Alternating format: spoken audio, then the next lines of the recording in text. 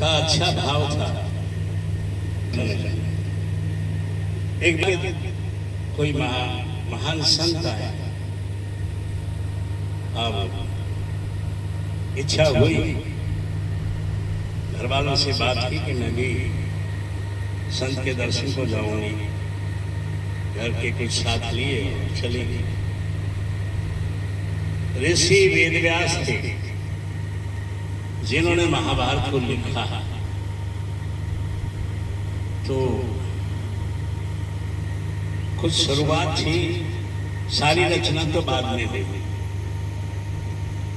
द्रौपदी मिली, गुरु ने आशीर्वाद दिया, पूछा बेटी बताओ, कहता मेरा भविष्य बताओ, मेरे भविष्य में क्या है।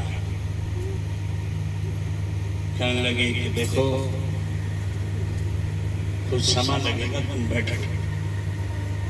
ध्यान किया तो देखा कि बहुत नरसंहार हो रहा है, खून की नदियां बह रही। कहने लगे बेटी तेरा भविष्य तो बहुत बुरा है। कि गुरुजी बताओ। कहता तुम्हारे लिए करोड़ों का नरसंहार होगा और खून की नदियां बहेंगी। और द्रौपदी कांप उठी कि इतना बड़ा जुल्म और मेरे से होगा, तो क्यों ना मैं कोई बात ऐसी पूछ लूं जिससे ये सब ना हो। हाथ जोड़ने खड़ी कि गुरुजी कोई ऐसी बात बताओ जिससे ये नरसंहार ना हो, खून की नदियां ना बहें और ये दाग मेरे माथे पे ना लगे। कहता तीन बातें, अगर तुमने उसको मान लिया तो कुछ नहीं होगा, अगर उस पर तुम खरी नहीं उतरी तो ये सब हो गया। कहती बताओ।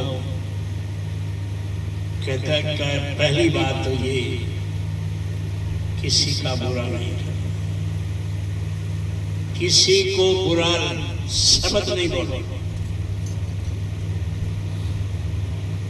और तुम्हें किसी ने बोल दिया तो क्रोध नहीं करना। और तीसरी बात ये कि परिवार की मर्यादा में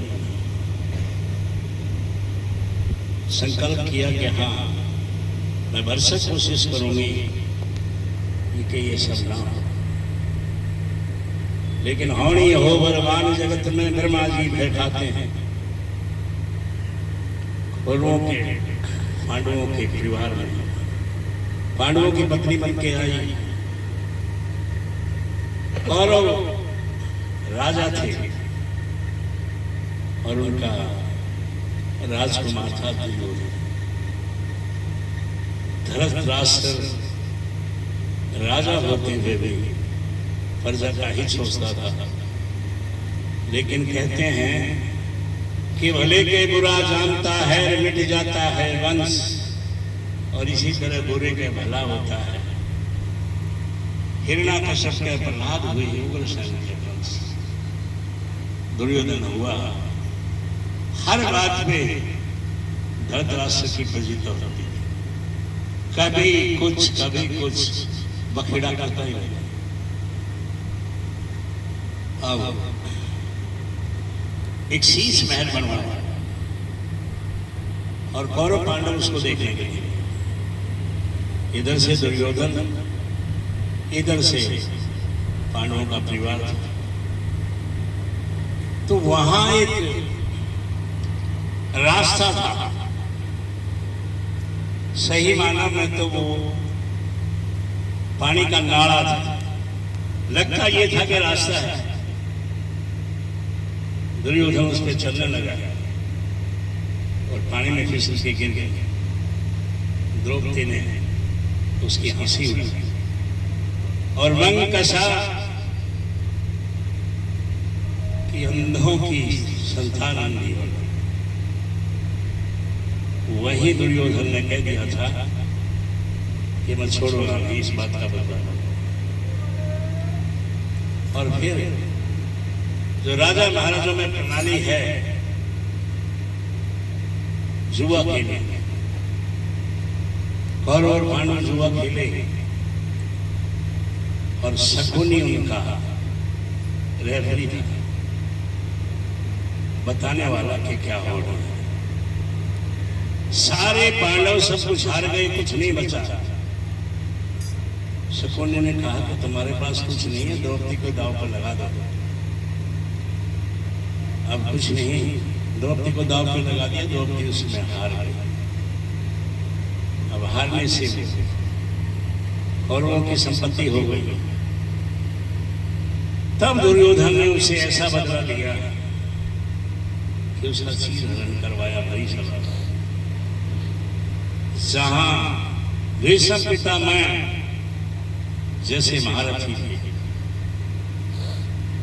लेकिन उसकी लाज बचाई, उसके विश्वास में उसके भगवान कृष्ण वो चीर बढ़ता गया और द्रौपदी की लाज बची। इसके बाद भी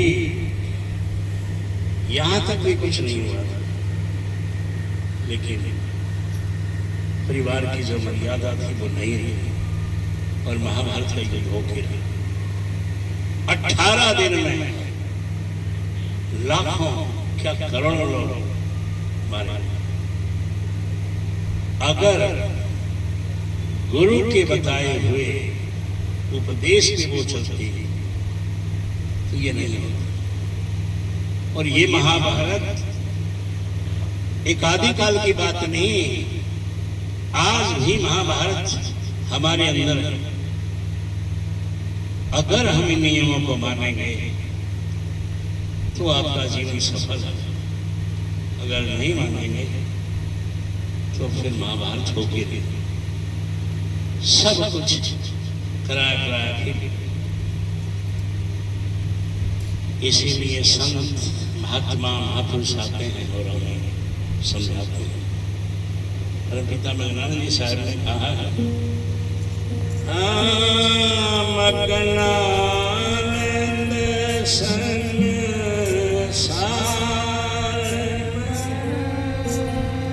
आया है किस काम, सतगुरु मिलना सेवा करी, ना जपता निसना। महात्मा जी ने यही बताया कि किस काम के लिए आए थे। आया था कुछ करण को और भूल गया वो बात, आया खाली हाथ हर जाएगा खाली हाथ। तो क्या आए और क्या लिया? यहाँ आए हैं उस मालिक की बंदगी करने के लिए, उसका शुक्राना करने के लिए। हे मालिक, आपने मुझ पर दया की और मुझे मनुष्य का झोला लगा। परमपिता मगनानंद जी साहब कहा करते थे अपने मुखारबिंद से कि मनुष्य नाम इसका इसीलिए है कि इसमें मन शक्ति है, वो सोच सकता है, समझ सकता है, उसके मुताबिक कर सकता है। कहीं भूलेगा तो फिर मालिक का साथ, वो दया करेंगे और सही रास्ता बताएंगे। और यही चीज संत मकान सतगुरु हमेशा हमारे अनुसंग है। बस याद करो वो हाजिर है। तो ये तरीका हमें अपनाना, भजन बंदगी करना। सुबह 3:30 बजे ब्रह्म मुहूर्त का समय हो जाता है, जब हर कोई नींद में होता है। लेकिन जिनके संस्कार अच्छे हैं, जिनकी गुरु ने चेतावनी दी है ये उठना है, उस वक्त उठो। अलग ही दुनिया है, ब्रह्म के दरवाजे खुले रहते हैं। ध्यान करेंगे आप उस तक पहुंच जाए। अगर सोए रहे तो कुछ नहीं, इसीलिए तो कहा है सोवत सोवत क्या करे, सोवत